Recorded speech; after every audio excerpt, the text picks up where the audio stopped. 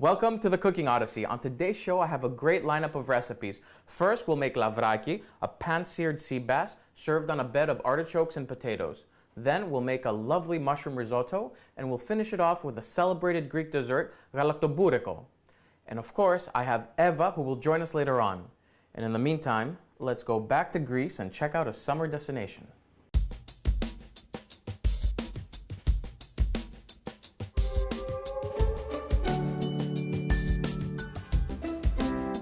Located an hour from Thessaloniki with endless golden beaches, crystal clear waters of the Aegean, is a summer destination of northern Greece. Welcome to Chalkidiki. With its characteristic three peninsulas, or legs as the Greeks like to call them, stretching into the Aegean Sea, it's quite easy to find and see Chalkidiki on the map.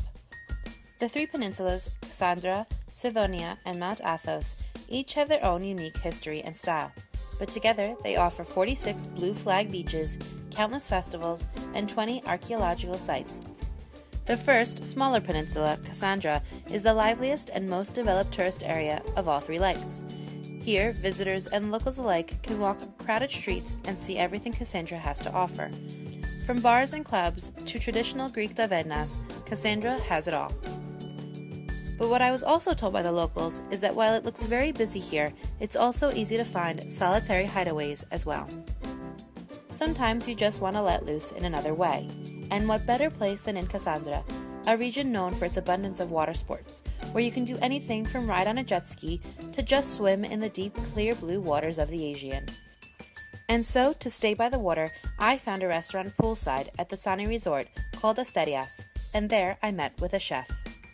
Chef Yanni said we'll need sliced artichokes, whole garlic, thyme, salt, chicken stock, sea bass, red wine vinegar, hazelnut oil, hazelnuts, and chives.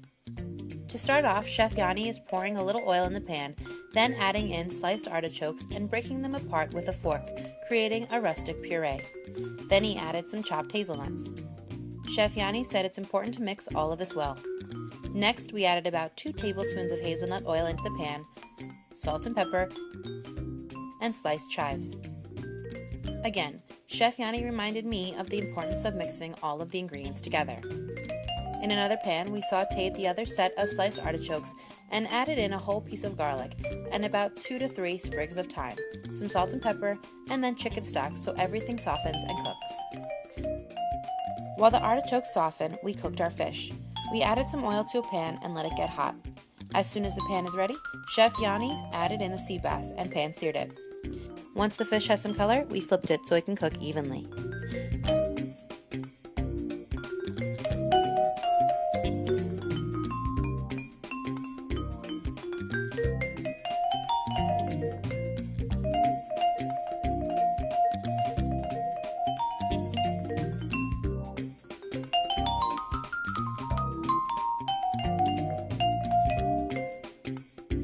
And there you have it, a beautiful dish of sea bass with artichokes, a great meal in Chalkidiki, an even better one back in New York, with Yanni, who will show you how to make it with a slightly delicious twist. Welcome back. Seafood is central to the Greek diet, and our first recipe today is lavraki. This is sea bass. We'll pan-sear it and serve it on a side of vegetables. For this recipe, we need the following ingredients: a fillet of sea bass, some baby potatoes, which I've already parboiled, artichoke, green onion, some dill, garlic, lemon, and white wine. So let's start. Let me heat this pan up, medium-high heat. Let me get my extra virgin olive oil, and let's coat our pan. Next step is to add our potatoes, our artichokes. Give it a good shake. Next step is to cut our onions. Okay. Add that right into the pan. Next, let's get some garlic. Slice it. Let's get one more clove.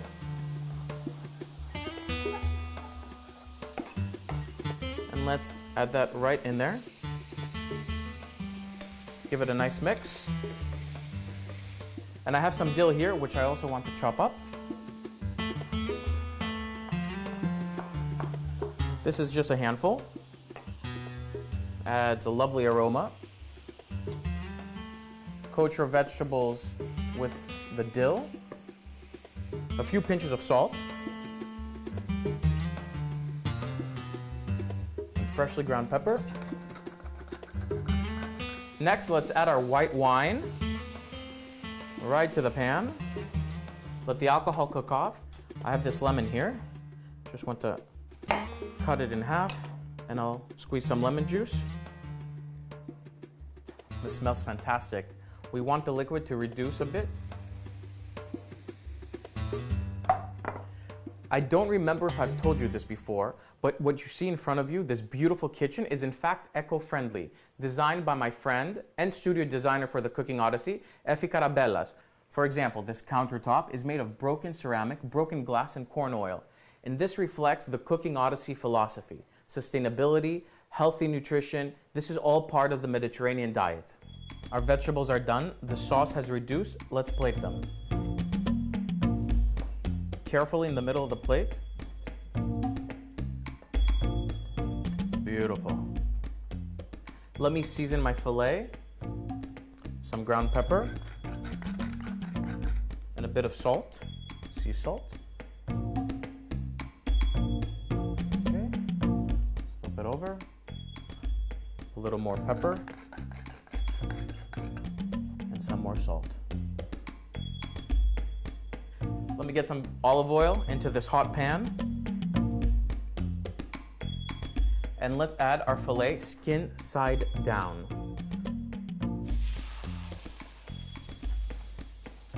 Let me get a spatula. This fish just takes a few minutes to cook. And the importance of adding it skin side down is that that will get nice and crispy at the bottom. It's time to flip over our fish. Carefully. Beautiful. It has this nice golden crust, but it's very crispy. This looks incredible. Our sea bass is done. And let's just plate it. Beautiful. Skin side up. Look at that. Now, let me get a little more olive oil. Beautiful. And a little more pepper. So there you have it, this beautiful recipe of lavraki with artichokes, potatoes, herbs, all this lovely aroma coming off the platter. So let's go back to Chalkidiki. After walking around Cassandra and talking to locals, I was pointed in the direction of Athitos, a little village I was told was quite different and charming. Athitos has its own architectural style with old stone houses and remnants of homes built centuries ago. I decided to take a stroll down the cobblestone alleys and found myself imagining the people who lived here so many years ago. After happily getting lost in Athitos for the better part of the day, I stumbled across Ergon, a restaurant known for its mushroom risotto. I was excited to try it. I'm here at Ergon with my friend Dimitri, who's gonna teach me how to make mushroom risotto. Chef Dimitri says we'll need sliced red peppers, 3 types of Greek cheeses, Greek mushrooms from Grevena, baby bella mushrooms, rice, chopped red onions, green peppers, truffle oil, staka, which is the cream from goat milk, sounds a bit different but really is delicious, and white wine. Like any good Greek recipe, we added in olive oil to the pan first, and then added in our chopped onions. Chef Dimitri sauteed these for about a minute or so, and then we added in our green peppers. Then we added in our rice and mixed it all together. White wine and the baby bella mushrooms, some water, were then added and mixed as well. Then some staka, more mushrooms, and then a bit more water. Chef Dimitri then added in shredded cheese. Dimitri says that the secret of his whole recipe lies in not only the use of staka, but his addition of smoked cheeses from Mezzoffo, as well as cassetti, a cheese that Greeks tend to use in place of mozzarella. Next, we added in some basil, right at the end so that it's fresh and tastes its best. Right before it can be served, he added in red peppers, a little sea salt, and a spoonful of staka and mixed well. He then added in a little truffle oil and mixed it all together one last time. Now the mushroom risotto is ready. Dimitri, it's amazing. Honestly, I'm speechless. Welcome back, folks. And we'd like to welcome into our kitchen Eva Tsureka, our travel guide for the Cooking Odyssey. Hello, Yanni. Kalaisi. It's nice to be here. I'm great, and I'm very happy that you're going to be my sous chef for this recipe. We're going to be making a mushroom risotto. This is, of course, inspired for your travels in Chalkidiki. Yes. How was it? Oh my God, it was so beautiful. Well, I'm very envious, and I want you to share your stories from your travels. But first, let me give you a rundown of the ingredients for the risotto today. Okay? So we have some mushrooms sliced, a large onion, which I've already chopped up, a green pepper, a red pepper, also already chopped, some thyme, garlic. We have 2 cheeses here, a manuri, it's crumbled. It will give a nice creamy texture in the end to the risotto. And also some mizithra. This is the dried version. 2 lovely Greek cheeses, 2 of my favorite Greek cheeses, a bit of butter, and of course we have 1 cup of rice and a glass of white wine. Let's start. Can I have the olive oil, please? Here you go. Thank you. So we first take this pan, bring it to medium-high heat, and add a good amount of olive oil to the pan. First thing is to saute our vegetables. I've got my onion, peppers here, right into the pan. Okay. And just coat your vegetables. So let me add my mushrooms here, Eva. Okay, right in there. So I want these vegetables to soften up. So I'm just chopping my garlic here. Okay. And let's add this right into the pan. Just give it a nice mix.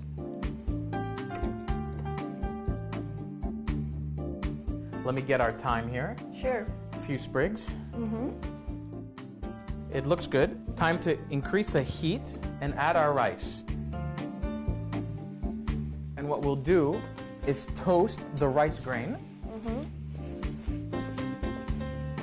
We'll get a very nice nutty flavor. We're cooking the starch. So look here, once the rice starts becoming opaque, translucent, we'll add our wine. And that is right now. So give that to me, please. Thank you. Right in there. And keep mixing. Let the alcohol evaporate. Can I have the ladle, please? Sure. So here, Eva, I have some mushroom stock in a pot. It's already heated, and we'll lower the heat now and add 1 ladle at a time. Okay, I'll add 1 more. And this process has to be slow. It applies to many foods, of course. Lower temperature, better outcome. Yeah, and generally, the slower the food is cooked, the tastier it is. Of course. Now, the rice has absorbed all the liquid, and it's time to add the next ladeful. Okay? Let's be generous with the pepper and conservative on the salt. So just 2 pinches here, not too much, and lightly and constantly stir. Time to add in our cheeses. 1 knob of butter. That's great. And we'll give it a nice mix here with our cheeses and our butter, and it's gonna get it even more creamy. Eva, I think our risotto is ready. The taste of Chalkidiki in a plate.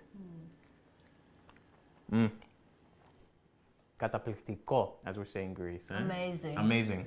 Just perfect. There's lovely creaminess. There's sort of, it's very quite interesting with the red peppers in there and the green peppers. And of course, those 2 particular Greek cheeses, mizithra and manuri, elevates the taste. Awesome. So thank you for your help. And let's go back to Chalkidiki.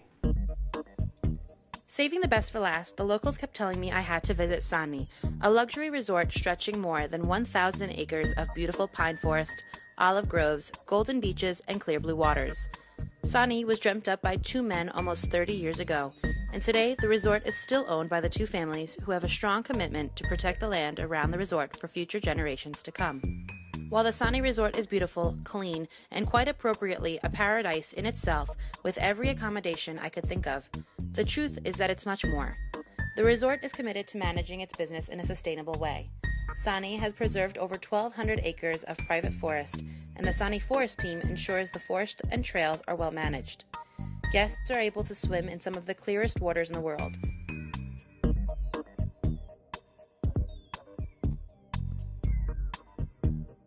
I was lucky enough to meet the chef of Tomata, a local restaurant. Chef Tassos is going to show us how to make lamb with orzo.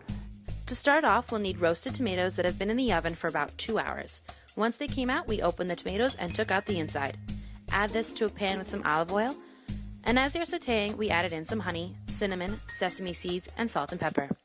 Chef Tassos says this has to be mixed until it becomes a puree. We then marinated the lamb chunks in this puree for about 6 hours at room temperature, so the meat can absorb all of those great flavors. For the orzo, we need sliced green onions. In a pan, we added in about a tablespoon of olive oil and the green onions. Then the orzo goes into the pan and is mixed well. Then we add in the tomato water that has been strained through cheesecloth. Chef Tassos tells me that to make sure the orzo comes out perfect, it must be mixed well and consistently. The tomato water has to be mixed into the orzo in increments. Do this for about 10 to 12 minutes. While Chef Tassos was waiting for his orzo to finish, we started the lamb. On a special grilling pan, Chef Tassos added his marinated lamb. I flipped it a few times to make sure it was cooking evenly on both sides. To finish the orzo, we need fresh butter and some sort of hard cheese. We took the orzo off the flame and added in the cheese and butter and then mixed well.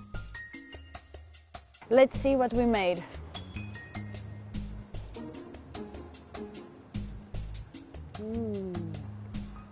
It's just amazing. Welcome back. It is my favorite time of the episode because we're making dessert. And Eva, I have a wonderful recipe for you. Galactoburiko, but with a twist. What's the twist? Well, the traditional version is made with a custard by bringing to a boil milk, sugar, and semolina. But this version has mascarpone with some dried fruits. So let me give you a rundown of the ingredients that we need. I have a bowl here with about 2 cups of mascarpone, dried dates, which I've chopped up, dried raisins, some vanilla bean paste, and rose water. And what's the Greek word for rose water? Ροδόνερο, Γιάννη. I keep forgetting. And we're going to make a syrup first, which will consist of 1 cup of water and 1 cup of sugar, with, of course, our rodonero. So let's get started, okay? Let's start with our water. Add it into a saucepan here. We're going to add our sugar. Okay. Let's give it a mix. Can I have the Antonero? Come on, you will never learn. That's why I'm here, to keep telling you. Rodonero. Thank you. And let's get just 2 tablespoons. Okay. So we want the flavor to be subtle rather than overpowering. Okay. And we'll bring this to a boil and then just take it off the heat. In the meantime, let's start with our mixing. We have our mascarpone here, and so here are our dried dates, which I've chopped up right in there. And we have here our raisins. And you can play around with the dried fruits. You know, if folks like cranberries more rather than raisins, you know, that works as well. And of course, our vanilla bean paste right in there. Beautiful. And you just want to give it a good mix. Mascarpone is very thick, and so we give it a good mixing and soften it up by doing so, okay? Like this. And can I have the filo, please? We have some filo. We'll work fast here, otherwise our filo will dry out. Okay. We take 1 sheet. Can I have the brush, please? Here you go. And we'll add some butter. Careful that you don't break up the sheet. Okay. And we need 1 more sheet. Okay. So we're gonna put two filos in each one of galactobureko? Exactly. So there'll be individual portions. Okay. And again, Butter. that's it.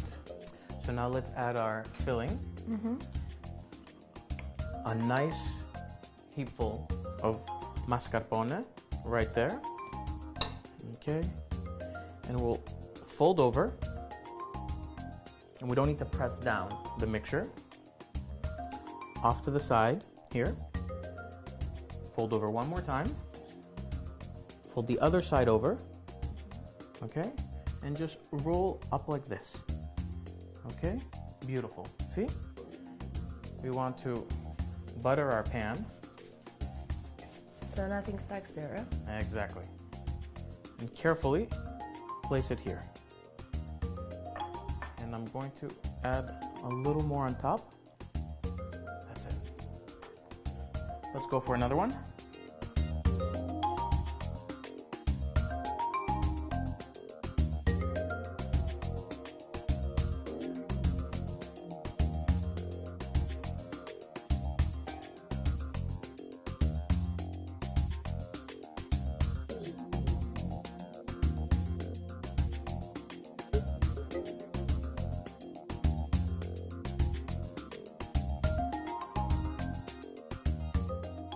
So do me a favor, pop this in the oven. It's been preheating for a few minutes. It's at 350 already, I see.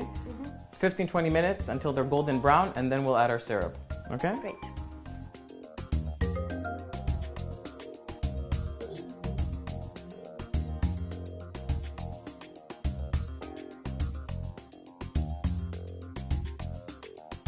Eva, our galactoburrico is ready. I added the syrup, so it's time to taste it.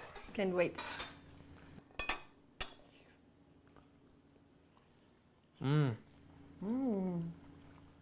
This is incredible. Amazing. Aromatic, creamy with a mascarpone. I've never tried such a thing before in my life. I love it. One of my favorite desserts I've ever made. So you approve, I guess. Of course. I'm very glad, my sous chef. Thank you all, and we'll see you on the next episode of The Cooking Odyssey. Join us on the next episode of The Cooking Odyssey, where we visit the city of democracy and we meet a famous Greek chef who takes us on a culinary journey through this ancient city.